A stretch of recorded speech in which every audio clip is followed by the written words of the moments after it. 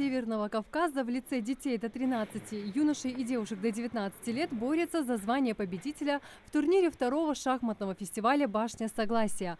В зале чуть более 70 ребят. Солидный десант шахматистов от Ингушетии, несколько из Москвы и Чеченской Республики, а также гости из Республики Коми. Напряженную партию разыграли двое друзей из Северной Осетии. Я просто разыгрывал дебют, и потом он где-то ошибся. Я его на этом подловил и провел пешечную атаку. Нет, там ловушка это была. У меня 3 из 5 набранные очки. У меня 2 из 5 я набрал. Ну и мы будем участвовать в следующих турах, но уже раздельно. К примеру, ему достанется кто-то из тех, у кого 3 балла, мне те, у которых 2 балла. Рашид Экажев – самый юный чемпион Всероссийского шахматного фестиваля «Башня Согласия» прошлого года. Больше всего мальчик не любит проигрывать. Говорит, чувство не самое приятное. Не любит Рашид и когда проигрывают его друзья, поэтому в перерыве между своим и ходом соперника наблюдает за игрой товарищей. Я думаю, у нас равная позиция, равные очки и равные проигрыши. И я думаю, что я выиграю. Для участников соревнований создали все условия. Ничто не должно мешать шахматистам сконцентрироваться над своей партией. Ни жара, ни жажда, ни шумные порой зрители. Они, кстати, могут наблюдать за игрой шахматистов из соседнего зала. За лучшими партиями шахматистов сегодняшнего турнира можно наблюдать через интернет-трансляцию с помощью специальных досок. Программа считывает ход и определяет того, у кого больше шансов на победу. Илья, скажите, за кого вы болеете сегодня? Я сегодня болею за нашего спортсмена Наурбиева Ахмеда, который играет на 3-й доске.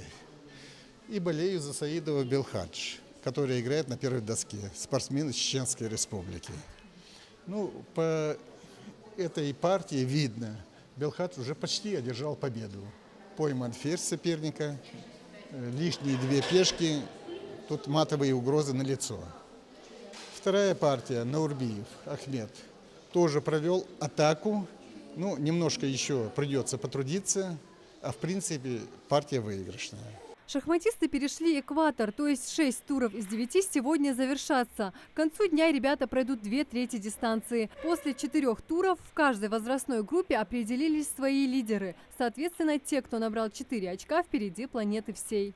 До 19 лет это у нас среди девушек до 19 Якушкина Екатерина из Республики Северная Осетия. Она очень уверенно стартовала и является фаворитом этого турнира.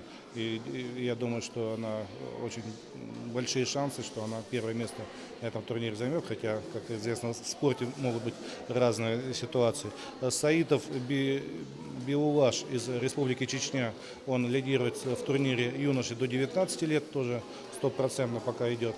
Вот, и его там преследует большая группа по 3 очка ребят. По правилам турнира, прямо как на ЕГЭ, запрещено пользоваться какими-либо электронными устройствами. Но по этому поводу судьи не особо переживают, так как соблазн подсмотреть следующий ход в интернете участников фестиваля просто не волнует. Зачем мне пользоваться, если не будет интересно?